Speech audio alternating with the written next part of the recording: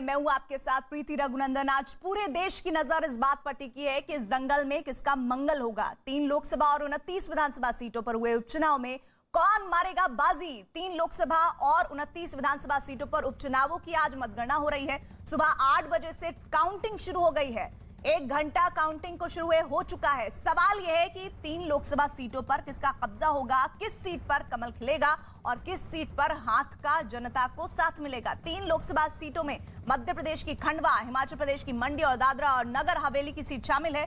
इसके अलावा 13 राज्यों की 29 विधानसभा सीटों पर हुए उपचुनाव के वोटों की भी गिनती की जाएगी और इनमें पश्चिम बंगाल की 4, मध्य प्रदेश की 3, बिहार और राजस्थान की 2-2 और हरियाणा के 1 विधानसभा सीट समेत कुल 29 सीटों पर 30 अक्टूबर को वोट डाले गए थे। हम आपको लगातार दिखाएंगे इन सभी सीटों के पल-पल के अपडेट्स और सबसे सटीक नतीजे।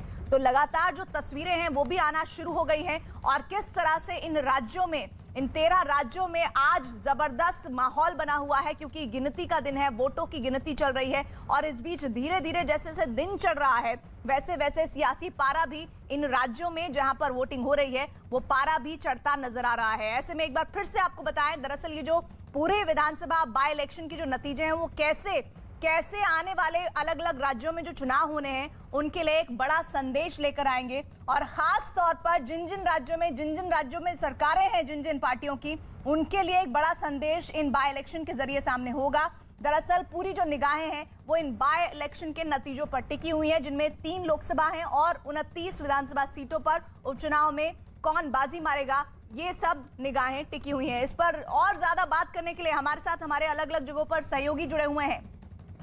नीरज कुमार काउंटिंग सेंटर सिरसा हरियाणा से लाइव हैं, साथ ही चंद्रमोहन कुमार लालू के घर से पटना से लाइव जुड़े हुए हैं। मनोज शर्मा बीजेपी दफ्तर भोपाल से लाइव हैं और इसके अलावा भवानी सिंह कांग्रेस ऑफिस जयपुर से लाइव है। साथ ही अभिषेक पांडे हैं नवाब मलिक के घर से लाइव। मैं सबसे पहले नीरज आपका रुख करना चाहूंगी, जरा बताइए बैलेट को लेकर काउंटिंग कहां तक पहुंची है।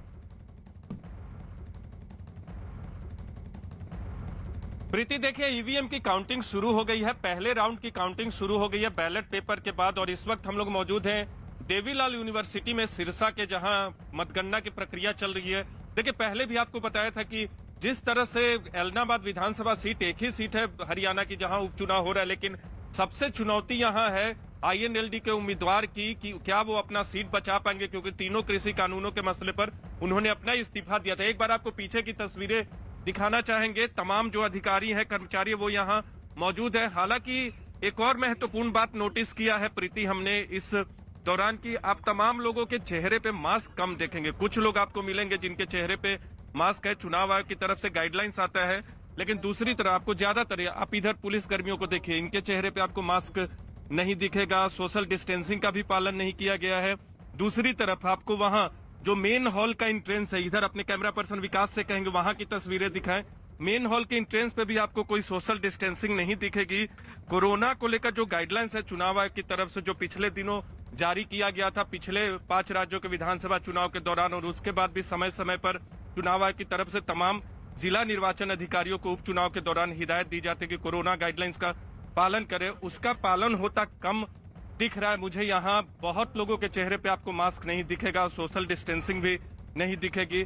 लेकिन सबसे अहम बात यह है कि आज का चुनावी नतीजा क्या होगा। एलनाबाद में अभय चौटाला चुनाव मैदान में है आईएनएलडी के टिकट पे। दूसरी तरफ गोविंद कांडा बीजेपी जेजेपी के उम्मीदवार हैं और पवन बेनीवाल कांग्रेस के टिकट पे लड़ाई लड़ रहे हैं। चुनौती यहाँ 3 कृषि कानूनों के पक्ष में ये इस नतीजे को देखा जा रहा है कि क्या नतीजा होता है। अगर आईएनएलडी के प्रमुख अभय चौटाला जीतते हैं तो ये माना जाएगा कि 3 कृषि कानूनों पे जो उन्होंने इस्तीफा दिया था वो उनके पक्ष में गया।